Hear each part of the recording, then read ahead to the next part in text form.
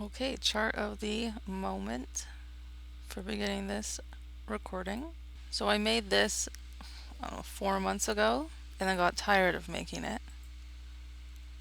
And we'll just do it together on the internet together. For me and two of my friends, I wrote down like Uranus and what house it was in natally, and the sign and some information about the sign. And then I drew our birth charts, and then I drew the transit chart. So I did this when Sun was at 23 Cancer is when I made these, and then we would have hung out like shortly after that. And then I wrote down, I left more room for theirs. I wrote down that Uranus and Gemini was going to be in some kind of house. And then I wrote down the basic main aspects that were happening in each of those places with the lead up to what's going to be happening in Gemini. So for this astrology like exercise with my friends, I didn't want to explain myself over and over again about like what the houses mean and what Uranus is supposed to be. So I tuned into the astrology podcast episode about Uranus, and I just played it like on 2 times speed and then slowed down when they started getting to the like list of qualities from all the different sources and writing them all down here. And then we'll listen to the rest of the episode, and if more words kept coming out in the anecdotes about like chart readings or whatever, then it would get added here. So when my friends came over and we're all on the floor with our markers and our big worksheets, I could just pass them this around and be like, you're looking for these themes in whatever like time periods I've listed out in like on your page. And then I did the same thing for the houses. So these are just pieces of cardboard from like groceries. So I would tune into one of the houses on the houses episode and write down a bunch of information from the houses, so they could just pass this around. And if someone had a better question than what's the sixth house, if they wanted to know like what cadent was, or if they wanted more information about any of these ideas, then yeah, I could talk about it, but I didn't have to exhaustively explain every last little bit. And then not having it all on one piece of paper meant that they could like separate between them what each of them needed. So, a big recommend if you're trying to do astrology with people to do something like this. Okay, so by tuning into the astrology podcast and learning about house significations, or using whatever house significations uh, source you want, and creating your own reference material if you want to. Or if you're having people over and you don't want to explain yourself 900 times about like what the sixth house is or what the eighth house is, you can just hand them the card and be like, whatever pops out at you is what's meant to pop out at you at this time. Then you just need to write down the dates and let people kind of like put the pieces together themselves, you know? So that's the most broad way. That's the most broad, zoomed out way that we can look at Uranus through the signs and kind of get an idea what Uranus might be in Gemini. Uranus's time uh, in the past houses to get a feel of what might be coming in the next place. So, like, don't worry so much about the sign. The sign, treat sometimes in your studies, just treat the sign as a marker of which planet rules it, and like to go search for that planet to get more context and blend house topics together. And like, don't worry so much about the sign. Let the signs teach you by what you learn from the chart, you know? Anyway, by like knowing the person or studying the person. So, anyway, you can combine Uranus words with the house number words of wherever Uranus was hanging out, and just see if you can get a really broad narrative of like Uranus disrupted my money, caused disruption in my childhood, caused disruption in the house until like a property was purchased. So like something about like the authenticity of Uranus or the breaking throughness, right? Whatever comes up, let that inform you about Uranus's moves and flavors and actions in your chart.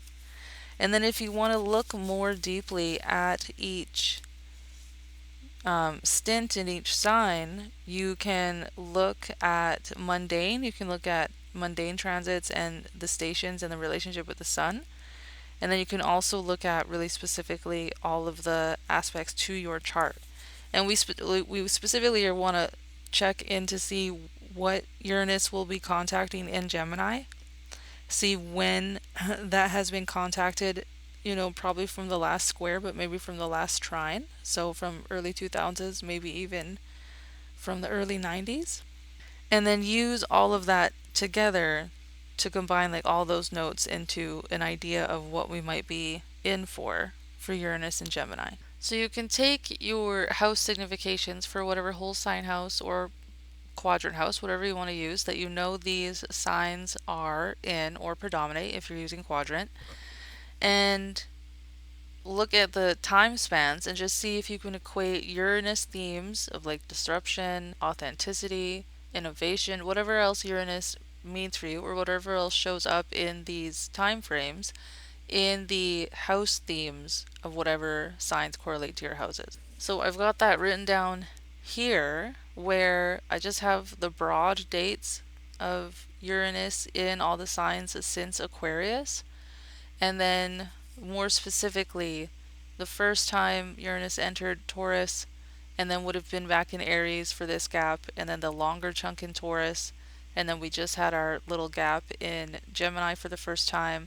Now we're having our last time in Taurus before we get into like the major full Gemini transit, and then we'll dip into Cancer for a minute, come back, have our final dip in Gemini, and then get into the Cancer transit.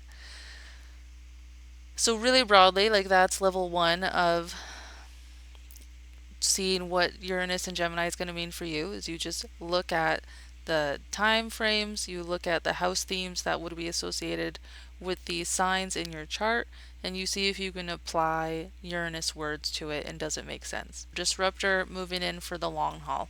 Another way we can look at Uranus is through retrograde. So I'm going to go on a tangent right now about retrograde patterns between the planets.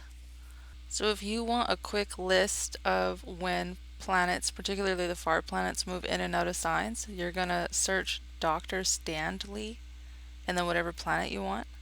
And then it's going to be drstanley.com. And this is Dr. Loretta Stanley.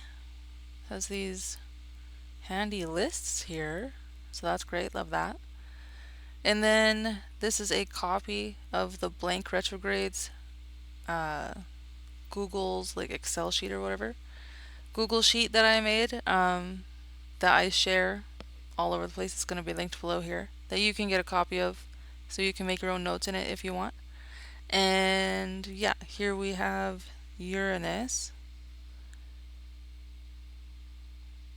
and all of the retrogrades from about 1990 to about 2030 for when Uranus does a retrograde station and a direct station. And the first time that Uranus passes what will be the direct station point and thus enters what could be considered a pre-shadow phase, or at least begins aspecting planets and points that he will aspect again when he's retrograde. So that's this pre-date. And then the post-date or the free date is when Uranus will pass that retrograde station point for the last time, and if any planetary aspects or angle aspects, any natal transits are going to happen moving forward, they will have been a fresh transit that has not just happened 3 times. And as you can see between retrogrades, like linked together here, that the time in between when Uranus is going to be doing retrogrades on somewhere and retrogrades on the next somewhere is very narrow, 3-4 days year after year. That'll change depending on where in the zodiac this is happening. But then also the degrees, like Uranus doesn't move that quickly, are not very many. It's not even a full degree for the most part. It's maybe 10 minutes of a degree, and there's 60 minutes in a degree. So let's talk about that. Let's have a pause where we talk about there being an interesting point. and either having,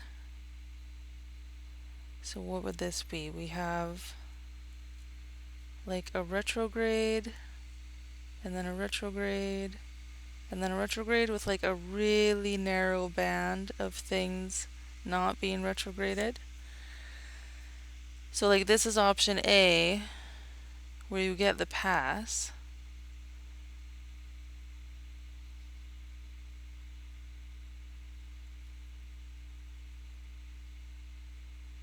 And this is option B, where your interested point that you're like, oh, Uranus is going to transit whatever aspect in some way. This point that is right in the sweet spot, right in the like 10 minutes, this marker, right in the 10 minutes, so 0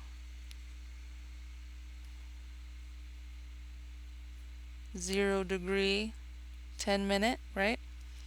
Little space where Uranus will not have a retrograde. And so what is quote unquote worse? Because we're always like, is it going to be bad? How bad is it going to be?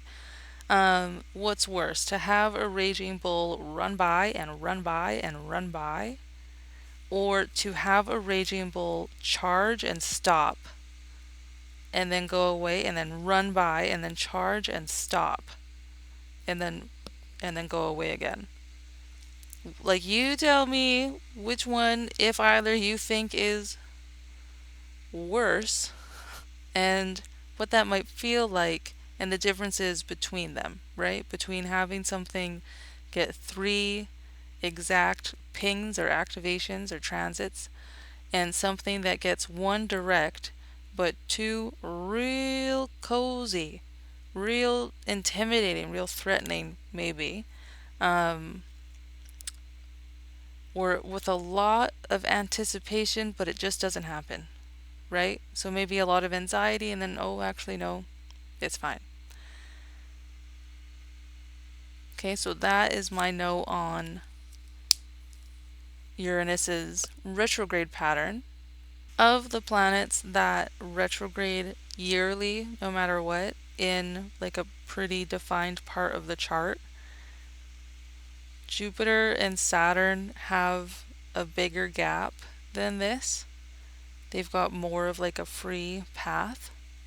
And so this like charging bull or like charging bear and then stops and huffs at you and turns around just to charge by a different time and actually make contact, whatever that means, and then to have another threat of contact but not contact, that isn't as intense for Jupiter and Saturn because this gap is wider.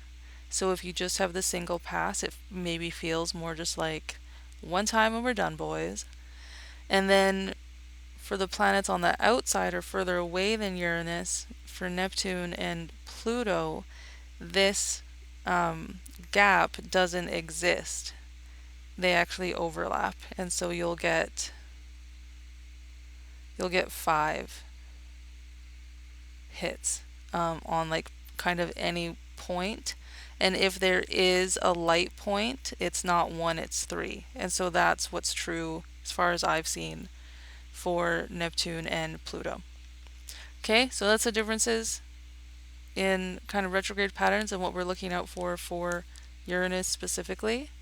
And now that that tangent has been explained exhaustively, we can come back to this and look at all of the station dates. So the middle 2 dates of any block in the spreadsheet, while it is important to note like when aspects and transits will begin and when they'll like be free of them for good, having that triple pattern is so regular for this planet that it's actually maybe more notable, or you may feel it more during the actual stations.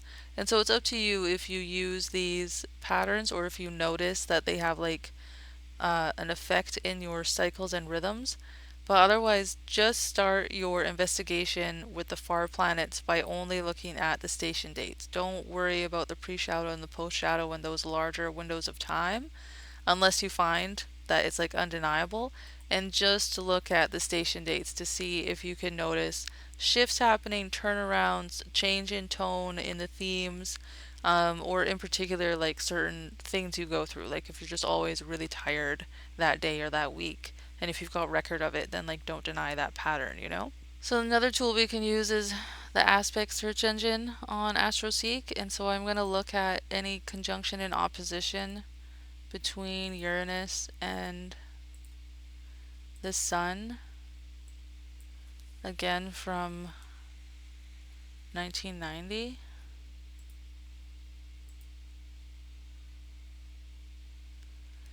And you can see that this is the regular pattern. We'll have a conjunction, and then 6 months later the Sun will have moved halfway around the chart, and the far planet will have moved a little forward, stationed, be moving retrograde, and be essentially in the center point of its retrograde path.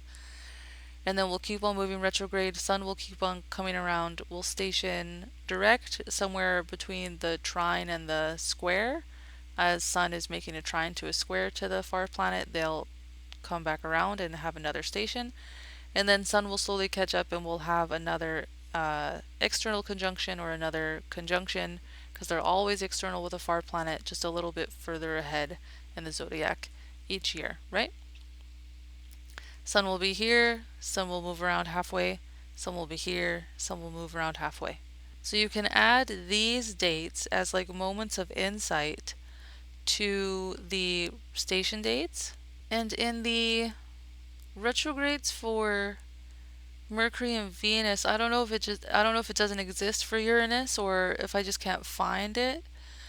There's this list, which is great, which is the direct and the retrograde, the direct and the retrograde. So this list here, if we go into Astro Tools, retrograde planets, click on Uranus, this list of when retrogrades begin and end, and this list of the station dates, that's great. That would be the same as looking at the two central dates of the Excel sheet, which is done by a person and not by a computer, so this one's going to be a lot more accurate. But in the Mercury and the Venus ones, there's also, you can get the whole synod, so you can see retrograde information. Anyway, if you were invested in getting the station dates and the solar dates of the opposition and the cazimi or the conjunction, then you could do that too, and you could see if you have larger patterns that follow suit with a planet moving retrograde or direct. And then you could look at transits.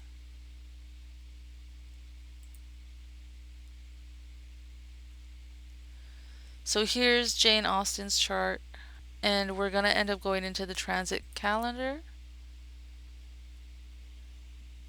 And we're going to have to look at this a few times because we want all planets and objects. No, we want Uranus making all major aspects to all planets and angles, and it might, going back from 1995 when we entered Aquarius, might be too far.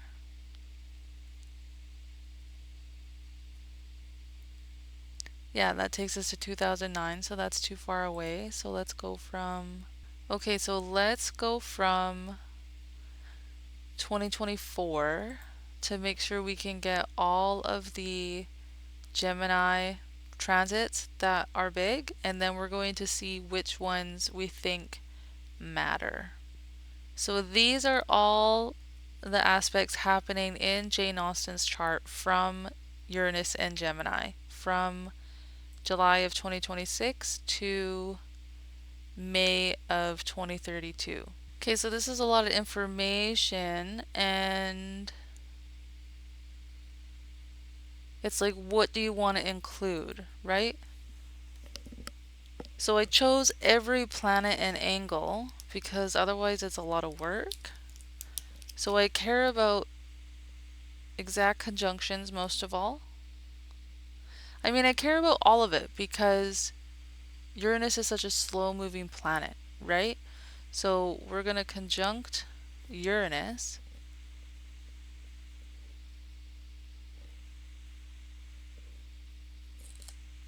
This is how I would write it out.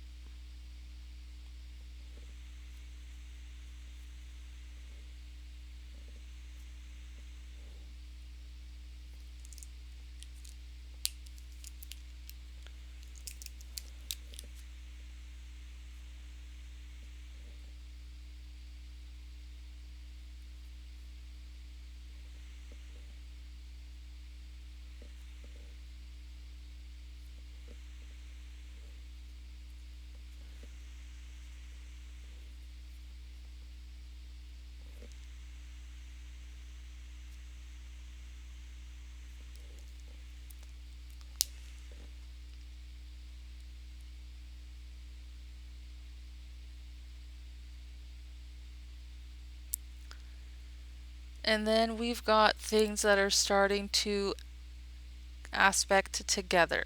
So we've got Moon, Jupiter in one run. So I'm going to write that down in one run. We begin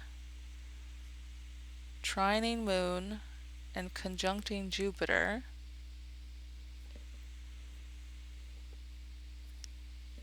June of 2029 and January and March, April of 2030. And then we have another aspected run. So it's Saturn MCIC, MCIC Saturn, Saturn MCIC.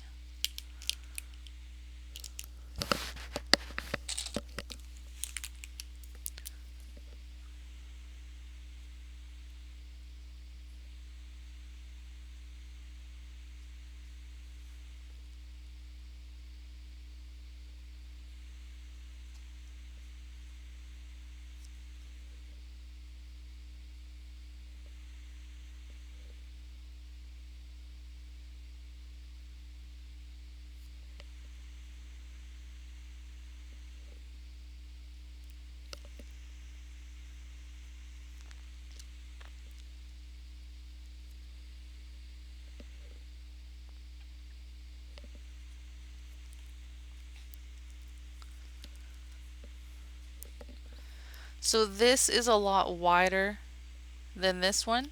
And if we scroll up into her chart, no, we can't see that.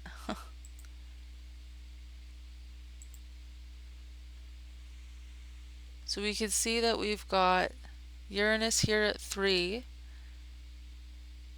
and there's nobody right at 3, and then we've got Mercury at 6, and there's nobody right close to 6, and then we have Moon and Jupiter only a degree away, so they're happening right close together. And then we trickle on and we have the MCIC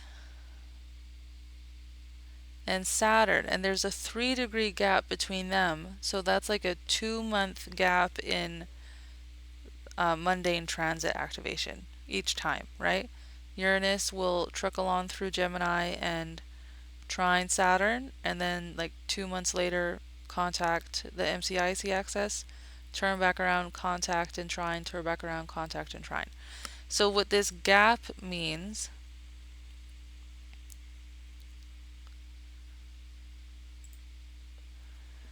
is that looking at the transits from other signs, maybe this isn't together, right? Maybe it's just like a 3, maybe it's more like this one, where it's like Saturn and then the MCIC. But I'm writing it as a group here because it's going to be activating as a group, right? And then we have another grouping, and this is our final Gemini aspect.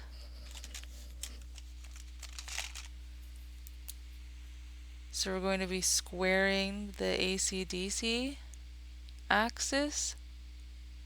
No, yeah. Squaring it, squaring Neptune, opposing the Sun. So that will happen in that order.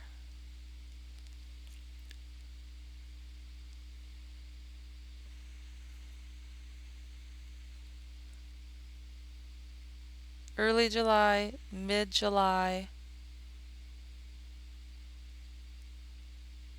and then they're right together. So this is like a 2 or 3 week. So it's going to happen in July, and then December, Jan,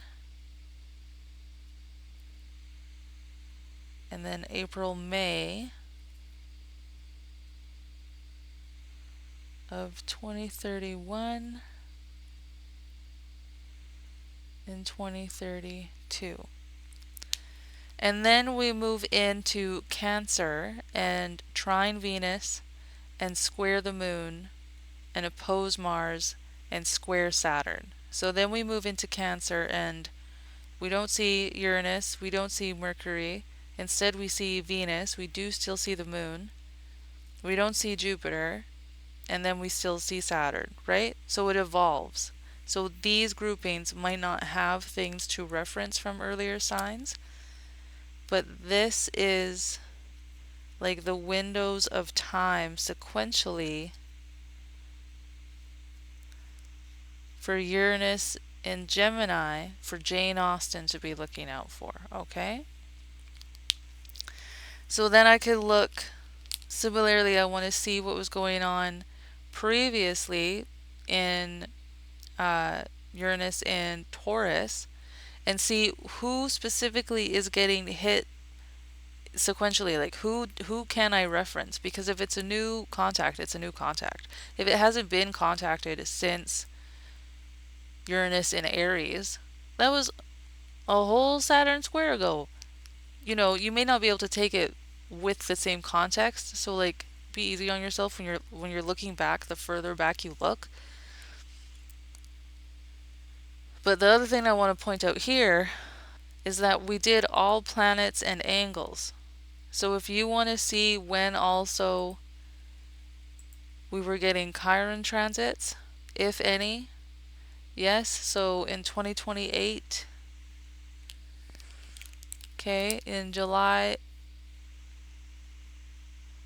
of 28 to April of 29, with the midpoint being in December, we are having sextiles to Chiron. And then if I wanted also the node or anything else that you're looking at, you've got to come pull a separate transit list for Chiron and the nodes. So we are going to sextile the nodes in 2029. So July and November of 2029 and May of 2030, we're going to sextile the north node and trine the south node. So now with that information, we have like an even fuller transit because this first stint into Gemini that Uranus does, there's no aspects to anything, so Jane Austen is safe, she's clear. But then when Uranus gets into Gemini fully, we're going to have the Uranus return, which will have 3 hits in between July of 2026 and April of 2027. And then we're going to move into 3 oppositions with natal Mercury from June of 2027 to March of 2028. Then July of 2028 to April of 2029, we're going to have 3 sextiles to Chiron. And then starting in June of 2029, we're going to have trine Moon, conjunct Jupiter, sextile North Node, trine South Node. And that's going to last until May, April of 2030. Then in June, August of 2030 to April, June of 2031, we're having trine Saturn, conjunct MC, oppose IC. And then before we move out, in the last bit of Gemini from July of 2031 to April, May of 2032, Uranus will be squaring the AC-DC axis, squaring Neptune, and opposing the Sun. So that's all of Jane Austen's Uranus and Gemini transit. If you want to include the lots, if you need to include anything else, you've got to include it manually, or you have software that can do it. So now I have Uranus all major aspects to lunar nodes from 2017 because Uranus first moved into Taurus in 2018. So in order to make sure I get all the Taurus aspects, we can do,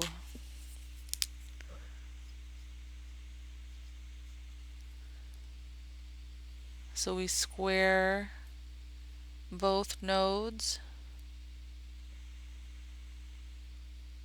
June, November, and April of 2023. And then I'll grab the Chiron information here before we get into the fuller list. So with this sextile from Gemini and not having anything from Taurus, that means that Chiron is probably in Aries, right? And then Taurus is the blind spot, and the first opening sextile is Gemini. Yep.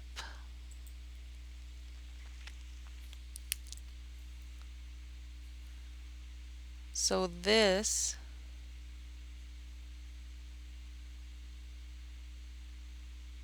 first, since the Aries transit, is the upcoming Chiron Gemini transit. So then we can go to all planets and angles. I'm going to skip over this stuff about aspecting from Aries because I care about the aspects from Taurus first, just because it's going to be nice and sequential. And because I know what's coming up in Gemini, I can prioritize if I want to. So Venus is having oppositions, and Mars is having trines from Taurus. And then the only thing that's happening here that also happened in Taurus is we're getting trines to the AC, sextiles to the DC, whereas in Gemini they're squares. Trines to Neptune, whereas in Gemini it's a square. But then we're also going to get trine to Pluto instead of the opposition to the Sun. And that's going to take place from May of 2024 to April of 2025.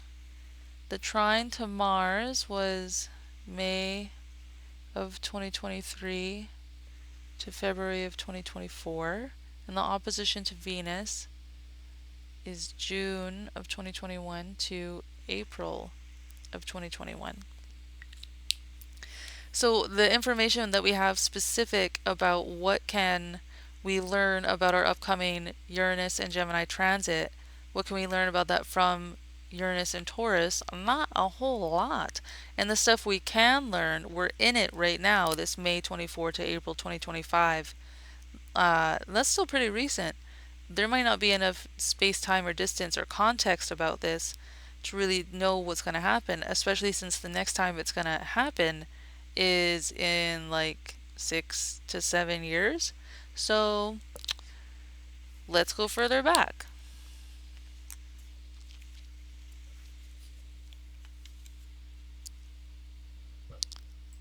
We'll remember to grab this information first.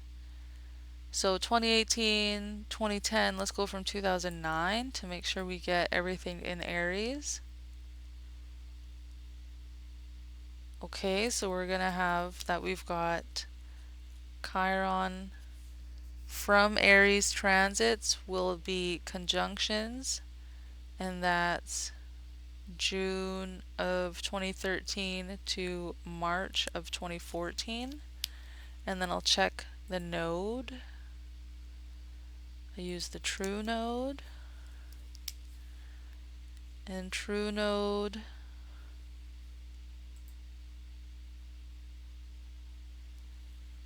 is getting a trine, which means the south node is getting a sextile.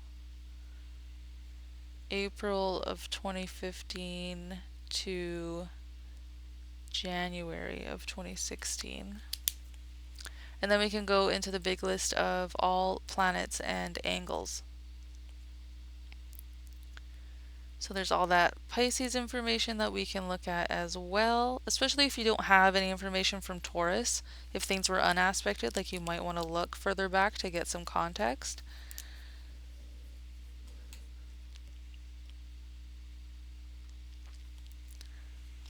So first we're going to sextile Uranus.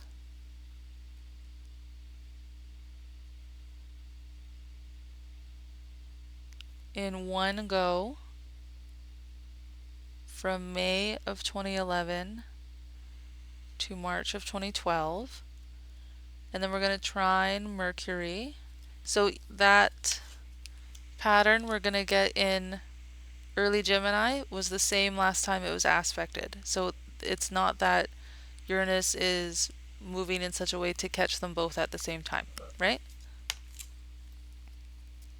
So we're going to get the trine to Mercury from April of 2012 to Feb 2013. Oh, and then we maintain the Moon Jupiter idea because they're activated together from May 2014 to March 2015. And then there was a square to Mars with an opposition to Saturn that began June 2015 and went until March 2016.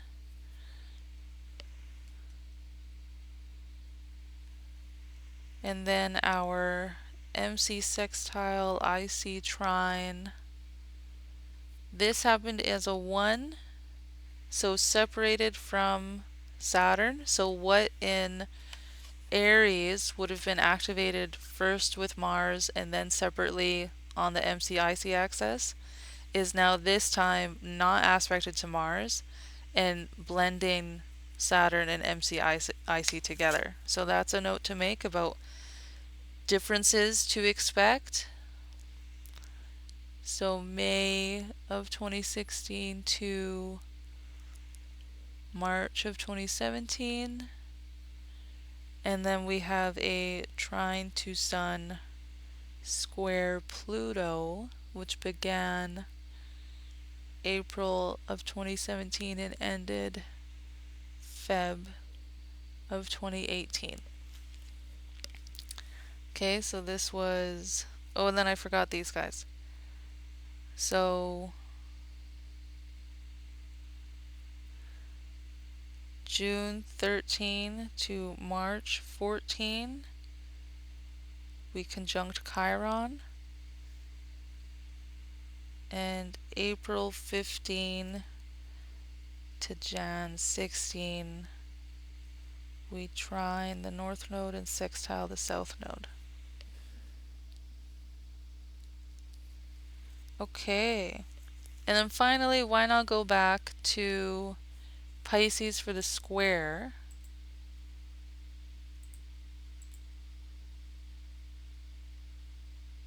I won't write down the other stuff earlier because I forget anyway, I guess.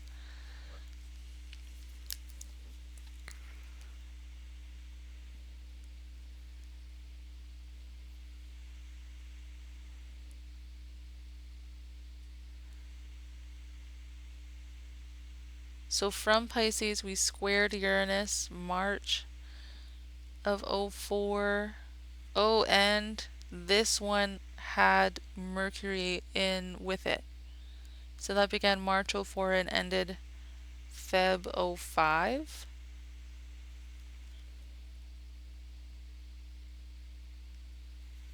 And then a trine to Venus 0506. And then the square to Jupiter March 07 to Jan 08. And then we had a combo sextile to Mars and square the ICMC axis, which would have been 2008 to 2009.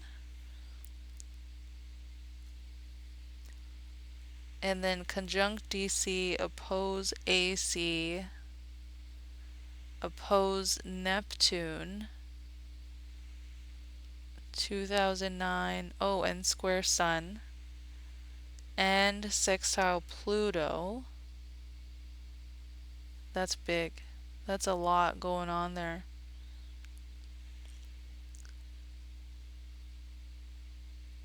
From April of 2009 to Feb of 2010. So that's busy. And then we can get our other points in there to see if it's even busier. So Chiron will not have been seen by Pisces. And the nodes are also not seen by Pisces. So I guess there's that.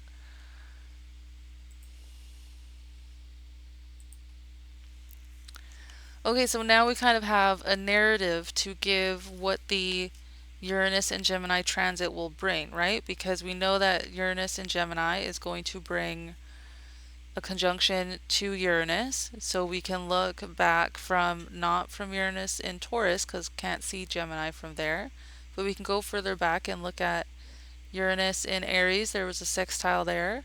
And we can go further back and look at the square. So if we're wanting at the Uranus, whatever transit you're having, to get more information on, like, what does Uranus want? What has the story been? What have I been struggling against and wanting to break through and burning down regardless of the consequences because I just got a man, that kind of stuff.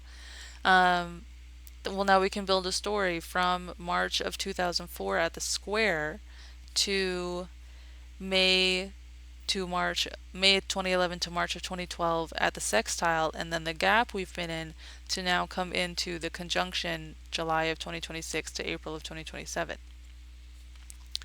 Similarly with the Mercury opposition that's happening, so opposition here, couldn't see from Taurus, we can look at Aries for the trine, and before that a square from Pisces. So what challenges were we having with our communications or our hands or our nerves or different mercurial things that maybe were tied up with Uranian things, so like nerve issues with the hands, hormone issues, that kind of thing.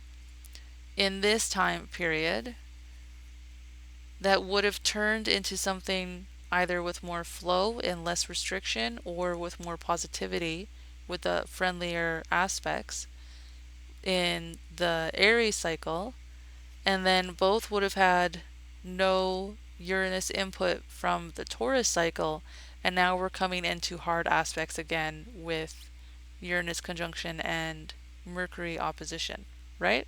Do you see what I mean by like building a narrative? Like you can kind of see what was going on using the aspects, using what you noticed was going on, and see if you can find through the signs a kind of like through line or a narrative or a story to help you build what may be coming thematically. You maybe don't know the details or exactly how it's going to pan out, but if you can identify a story and then see, if it does continue here or if new aspects of the story come up. Anyway, that is how we look into Uranus and Gemini.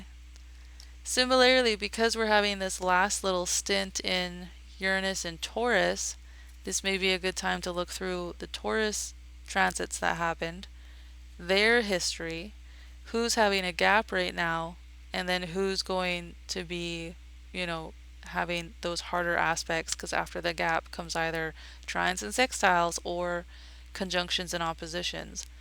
So who is present in Taurus but not in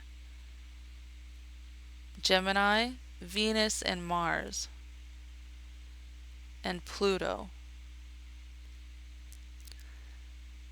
So Venus, Mars, and Pluto aren't getting part of the Uranus story this cycle for Uranus and Gemini, but when Uranus moves into Cancer, we'll have oppositions to Mars and Pluto and a trine to Venus. So the last touch point that Uranus had on these guys is going to go through a flip when Uranus gets into Cancer. So also, what does that tell us about Uranus and Gemini for Jane Austen? That, the passion of Venus and Mars and the depth of Pluto, they're not here for now. Other stuff is at play, right? All of the angles, the nodes and Chiron, both luminaries. She's a Virgo rising chart, so the chart ruler, and incidentally the ruler of both angles here. So yeah, seems like a busy time for Jane, and we might be okay that Venus in the third, Mars and Pluto in the fifth aren't as active like in this cycle, because you can't have it all. Do you know what I mean? But anyway, that is my long rambling example method of how to investigate Uranus and Gemini and what it may mean for you, or what Uranus in Taurus meant for you. That is how I would set up all the dates and then look for a narrative throughout based on repeating planetary aspect configurations. Okay, cool, bye.